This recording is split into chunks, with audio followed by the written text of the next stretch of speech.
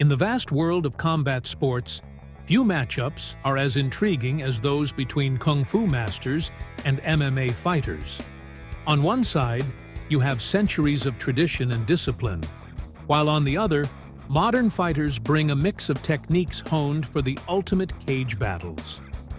Today, we'll take a look at some of the most memorable moments when these two fighting worlds clashed.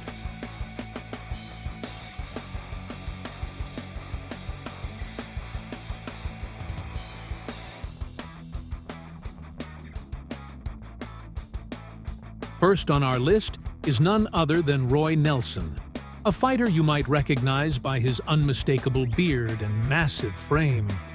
While Nelson is well known in the MMA world, not many people know that he actually has a background in Kung Fu. Growing up in Las Vegas, Nelson was a multi-sport athlete, dabbling in wrestling, football, and baseball. But his love for martial arts truly blossomed when he began training in karate and later Shaolin Kung Fu under the guidance of the legendary Ark Wong. Nelson's Kung Fu skills, coupled with his wrestling and striking abilities, made him a dangerous fighter in the octagon. Back up against the cage either. Big shots!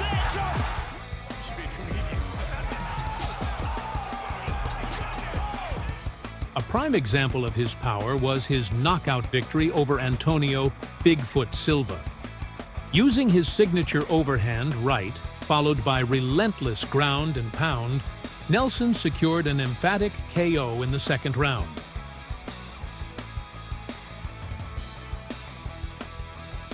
Reminding the MMA world of his raw power. Next, we travel to China to meet Yi Long, a fighter who claims to be a Shaolin Kung Fu master. Although some debate the authenticity of his title, there's no denying Yi Long's resilience and toughness in the ring. One of his standout moments came during a fight with Brad Riddell. The water was being spilled over the night. Good work, he was off balance. Went out for a second, and he just waits and says, "Give me your best shot," and he has plenty of them.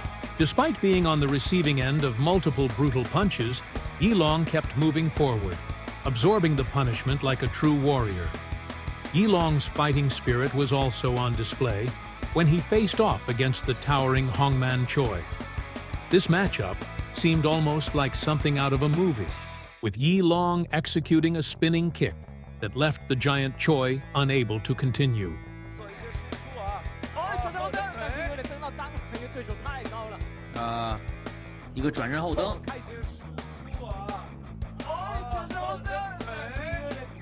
Though his Kung Fu mastery may be questioned, Yi Long's toughness and heart are beyond doubt. Kung Lei is perhaps one of the best examples of Kung Fu succeeding in MMA. With a strong foundation in Sanda, also known as Sanshu, Lei's skills are straight out of a martial arts film, except they're real. A true master of Sanda and kickboxing, Lei racked up an astonishing 17-0 record in those disciplines before making his transition to MMA. Liu's MMA career started off in spectacular fashion, going undefeated with 6 knockout victories. However, his rise hit a speed bump when he stepped away from the cage to pursue a career in Hollywood. Upon his return to MMA, Lei faced Scott Smith and was handed a devastating knockout loss.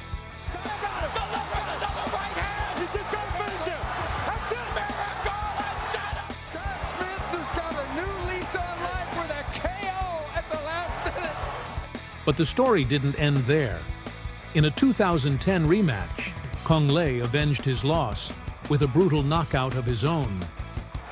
Referee on him to move. He's taking some pretty good shots. Scott Smith not doing a lot here with his head. Kung Lei on top, Scott Smith on the bottom. Showcasing the precise and explosive techniques that made him a fan favorite. Now let's talk about a fighter who briefly brought pure Kung Fu to the UFC stage, Asbel Cancio. Appearing at UFC 5, Cancio, a Wing Chun practitioner, faced off against Dave Beneteau.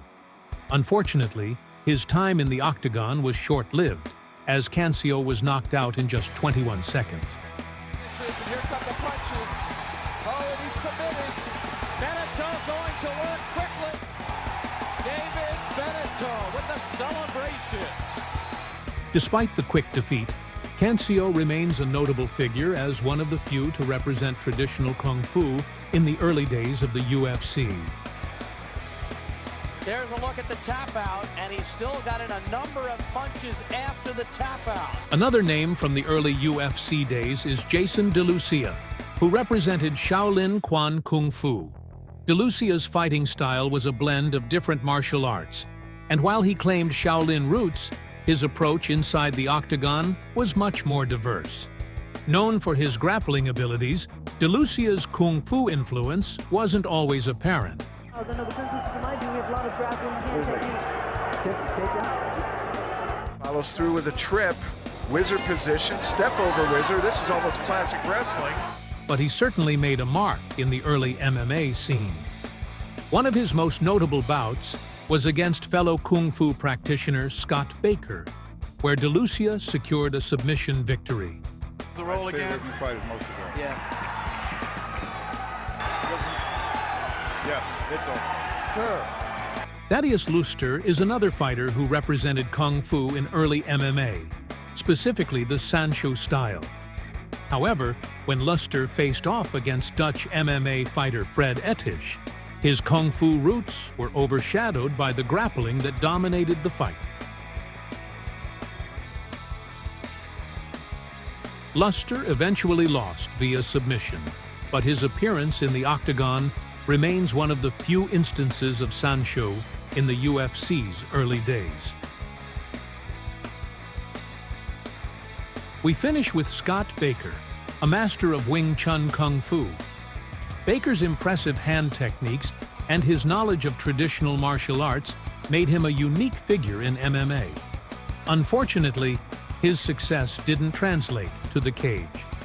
In his fight against Jason DeLucia, Baker was caught in a triangle choke and forced to tap out. Sudden reversal. What's the position there? He's going for the footlock. He's been practicing with Cam. Here he goes. He's going to lock it up.